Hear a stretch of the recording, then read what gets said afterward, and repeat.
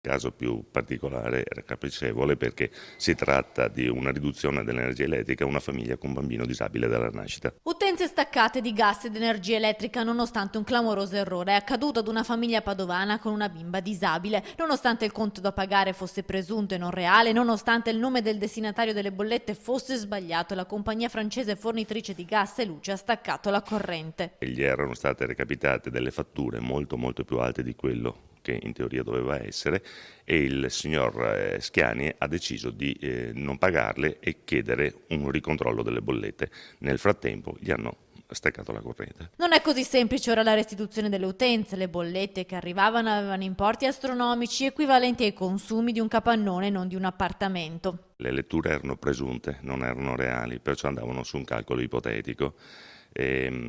Qua dovrebbe intervenire molto più pesantemente l'antitrust e anche il garante alla concorrenza, perché non è possibile che le aziende facciano cassa con i consumi presunti. I consumi devono essere letti dal contatore e quello si deve pagare neanche un centesimo in più. Dopo i primi reclami non cambiava nulla, anzi veniva ridotta la corrente, funzionava solo il frigorifero, non potevo nemmeno accendere il phon per asciugare i capelli a mia figlia, racconta disperato il quarantenne padovano che si è rivolto a Federcontribuenti dopo aver inviato alla compagnia le letture esatte del contatore. Ora l'unica cosa è cambiare gestore. Aveva fatto l'autolettura e aveva mandato poi la lettura del suo contatore, non è neanche stata tenuta in conto e perciò loro continuavano comunque a pretendere il pagamento delle fatture inviate.